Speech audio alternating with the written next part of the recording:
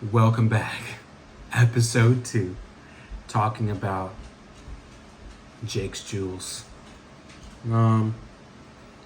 Today, I wanted to talk about my visit with my endocrinologist. My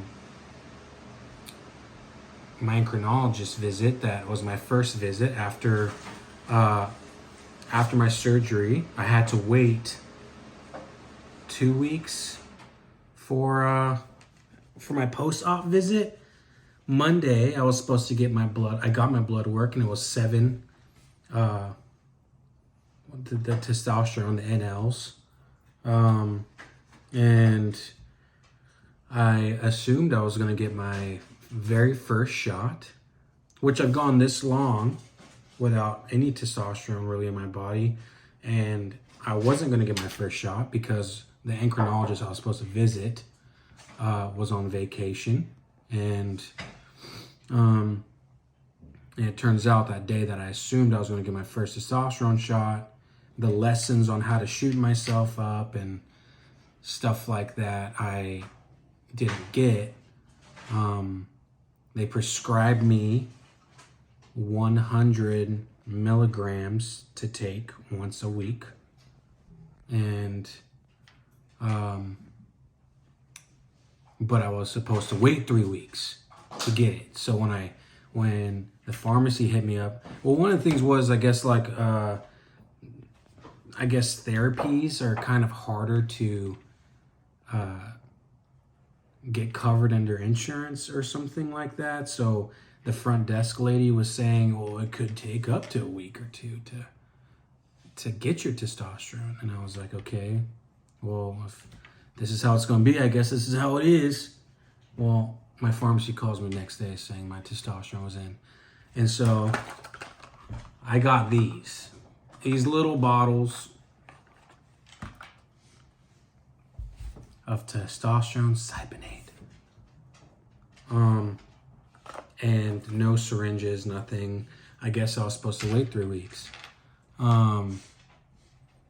But I was already feeling these symptoms. I was already lethargic after surgery. The first week obviously was rough recovering, but even a little bit before then, all these excuses I've made for my life, I thought it was because of my businesses and the stress and all this stuff.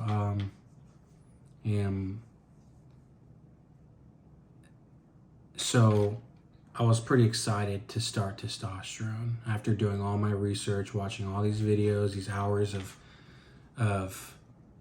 all these people excited about taking and how long they've been taking it. They're just changed man. So obviously I was eager to start it. Well, I have a few friends that are prescribed testosterone, and one of them came over and showed me how to inject. He gave me some syringes, gave me some needles. I went against what my urologist said to inject 100 a week, and I injected 200 a week. Obviously, I said on last video, and my endocrinologist visit finally appeared. What happened 4 days ago? When was it? It wasn't too long ago. And that was supposed to be my first shot. And like I said, I was already feeling lethargic, fatigue, and I haven't had like a hard on for over a month. No morning wood, nothing, no libido. My fiance asked if I missed it. I didn't have anything to miss. And so I started taking 200 with everything that I watched, and I do feel better. But anyways, going on to the endocrinologist visit, I meet this dude, right? And I was excited because I was like, okay, with all the videos I watched, people that have 200-300 level testosterones, they usually get dosed at 150, 200 milligrams a week. And, people say, take it twice a week, because if you take it once a week, like on a Sunday, you start tearing, you start dropping Monday, Tuesday, Wednesday, or that's when you're feeling good. Thursday, Friday, Saturday, you start dropping down. And so I didn't want to do that. I tried to follow the advice, and I like the advice, and so I take it Wednesdays and Sundays. Anyways, I met with the guy. He didn't like that. He didn't like that I was taking 200 and wanted me to take 100. And I asked him why. I told him I have some nurse buddies that feel like, well, he's a urologist. He specializes in something else. He's not an endocrinologist. And to have faith in this meeting. And so when I met with him, he wasn't asking me how I was. He wasn't asking me how I felt before surgery. He wasn't asking me how I felt after surgery. Not even about the overall surgery. Not about my symptoms, how I feel. He counted on his 3 fingers. The only thing that matter are the dose, the testosterone level, and something else. I had to talk about my symptoms, and he didn't make me feel, I don't know, special. I didn't need to feel special, but like I didn't feel like he genuinely cared. And I got told, how much time do you talk to a specialist for, really? And to be honest, I talked to him for maybe 5 minutes, and it was in and out. And I ended up having a breakdown, a meltdown, because I don't even feel the greatest right now with 200 a week. And obviously it takes time to build up. I'm on like week 3 or 4.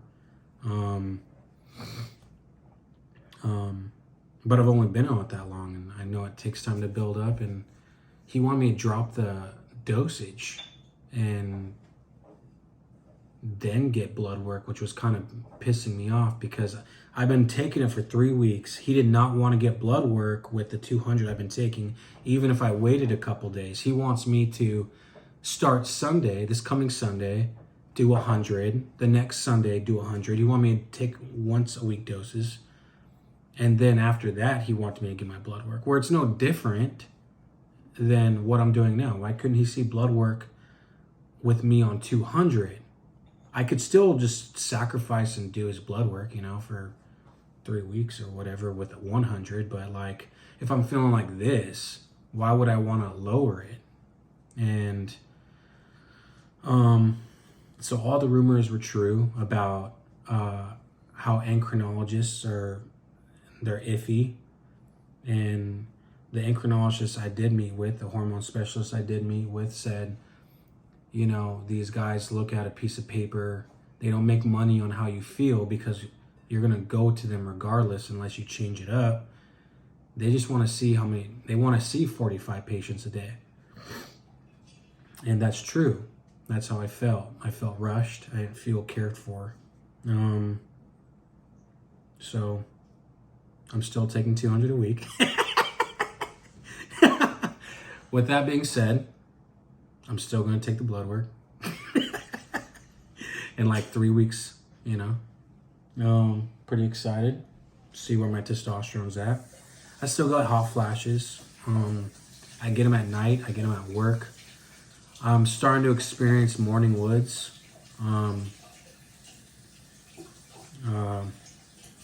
don't feel groggy in the mornings. I don't feel like I have to stay in the shower longer to wake up. I feel my mornings are better. I don't have as much energy as I want, but I would like to be as of a morning person as my fiance. But we'll see. I talked to my hormone specialist. We're gonna start AI. Some people are against it. Some people are for it. I've never done it, so why not give it a try? So it works for some people. And if you are suspicious of your endocrinologist, ask for another referral. There's plenty of people out there that take testosterone that aren't gym junkies. And some of them are gym junkies and some of them are really nice guys, but that take really, that are prescribed stuff. And so ask for advice, ask around, and I just want to talk about my experience with my endocrinologist, and it wasn't a good one. I've only met with one, but where I live, the hospital there's not too many endocrinologists that are on the team. Actually, I forgot. I left something out. It turns out when I did my research about this specialist doctor, he was a PA in urology. He actually wasn't an endocrinologist on the website for the hospital. So I'm not sure if that's like up to date or not, or I'm not going to take it away from him. I'm sure in urology they learned about some hormones, right? Like the guy's got, degrees. I'm sure he knows stuff, but I want a specialist. I have no testicles and I need to be done right. I can't be done, it's not a handicap. It's not to support what I lack. I'm not going to produce any testosterone. And obviously my forehead gland, I know there's a gland up here or something like that, but you know what I'm saying. But that's what I want to talk about today. So, to recap on all this stuff, I'm not good. I don't know how to talk, and I don't know how to edit on videos or anything like that. But yeah, stay tuned for episode 3 on what comes next.